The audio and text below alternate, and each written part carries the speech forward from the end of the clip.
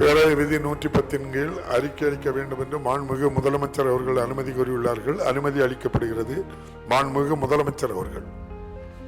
மாண்புமிகு பேரவைத் தலைவர் அவர்களே, தங்களின் அனுமதியோடு 110 விதியின் கீழ் ஒரு அறிக்கையை இந்த அவையில் எடுத்து வைக்க விரும்புகிறேன்.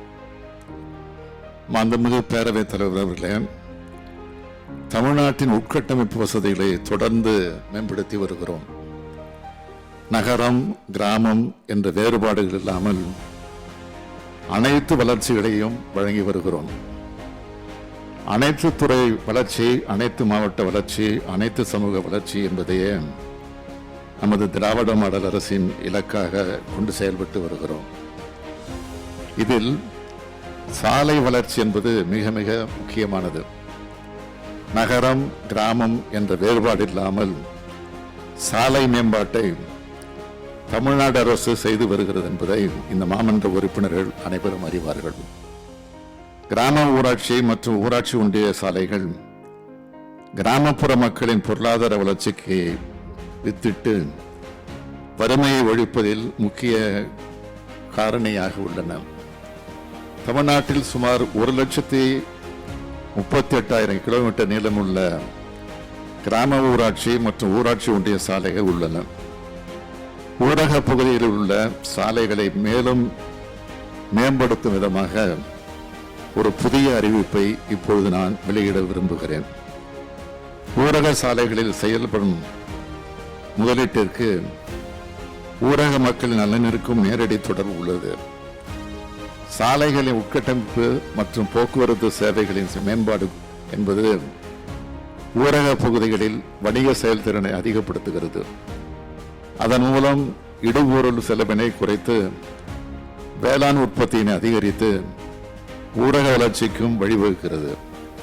தரமான சாலைகள் கிராமப்புற மக்களின் வருமான அளவினை உயர்த்துகிறது. கல்வி, சுகாதாரம் போன்ற சேவைகளை வழங்கி அறிவாற்றலை பரவலாக்கி சமூக பொருளாதார ஏற்றத்தாழ்வுகளை களைந்து வளர்ச்சியை துரிதப்படுத்தி வருகிறது. எனவேதான் பேருந்து செல்லக்கூடிய சாலைகள், குக்கிராமங்களை இணைக்கும் முக்கிய சாலைகள், பல்வேறு முக்கிய சேவைகளை கிராமங்களுடன் இணைக்கும் சாலைகள் போன்றவற்றை மேம்படுத்துவதற்கு நமது அரசு தொடர்ந்து முன்னுரிமை அளித்து வருகிறது. அதன்படி 13/1/2023 அன்று என்னால் சட்டப்பேரவையில் முதல்வரின் கிராம சாலைகள் மேம்பாட்டு திட்டம் என்ற புதிய திட்டம் அறிவிக்கப்பட்டது என்பதை நீங்கள் அனைவரும் அறிவீர்கள். இந்த திட்டத்தின் கீழ் கடந்த 2 ஆண்டுகளில் 10,000 கிலோமீட்டர் நீளமுள்ள ஊராட்சி சாலைகள், ஒன்றிய சாலைகள் மற்றும் கிராம ஊராட்சி சாலைகளை மேம்படுத்த 4,000 கோடி ரூபாய் ஒதுக்கீடு செய்யப்பட்டது. இதன்படி தற்போது வரை 8,120 கிலோமீட்டர் நீளம் உள்ள ஊரக சாலை பணிகள் முடிக்கப்பட்டுள்ளன என்பதை மகிழ்ச்சியுடன் தெரிவித்துக் கொள்கிறேன். முதல்வரின் கிராம சாலைகள் மேம்பாட்டு திட்டம், நபார்டு ஊரக உட்கட்டமைப்பு வளர்ச்சி நிதி, பிரதம மந்திரி கிராம சாலை திட்டம், நகர்ப்புறத்தை ஒட்டியுள்ள கிராமங்களில் சாலைகள் மேம்பாட்டு திட்டம் ஆகியவற்றின் கீழும் கடந்த 3 ஆண்டுகளில் மொத்தம் 16,596 கிலோமீட்டர் நீளமுள்ள சாலைகள் மற்றும் 425 உயர்மட்ட பாலங்கள் அமைக்க திட்ட அனுமதி வழங்கப்பட்டுள்ளது. இதன் மொத்த மதிப்பு 9,324 கோடியே 49 லட்சம் ரூபாய். இதனை தொடர்ந்து செயல்படுத்த திட்டமிட்டுள்ளோம். வருகின்ற 2 ஆண்டுகளில் முதல்வரின் கிராம சாலை மேம்பாட்டு திட்டத்தின் மூலம் கூடுதலாக மேலும் 10,000 கிலோமீட்டர் நீளமுள்ள ஊரக சாலைகள்